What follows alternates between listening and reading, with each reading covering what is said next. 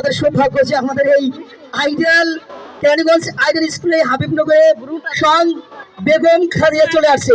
আপনি কি জীবিত আছেন না মৃত? জীবিত। জীবিত কিভাবে একটু বলেন তো?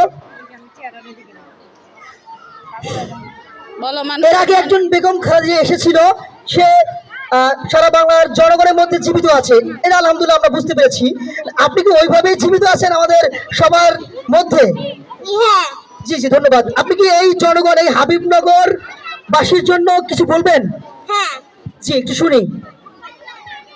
এ দেশ ছেড়ে আমি কোথাও যাব না, এ দেশই আমার ঠিকানা। মরতে হলে এ দেশেই মরবো। আমার এ দেশের জন্য আমার ছেলের অনেক অত্যাচার সহ্য করছে। একদিন এ বাংলার মাটিতে তারেক রহমান আসবে, তাকে কোটি কোটি লক্ষ লক্ষ মানুষ থেকে ফুল দিয়ে গ্রহণ করবে, সেদিন কেউ আটকাতে পারবে না। প্রিয় দেশবাসীরা বলেন বাংলাদেশ জিন্দাবাদ, বাংলাদেশ জিন্দাবাদ, বাংলাদেশ জিন্দাবাদ, জয় বাংলা। ধন্যবাদ।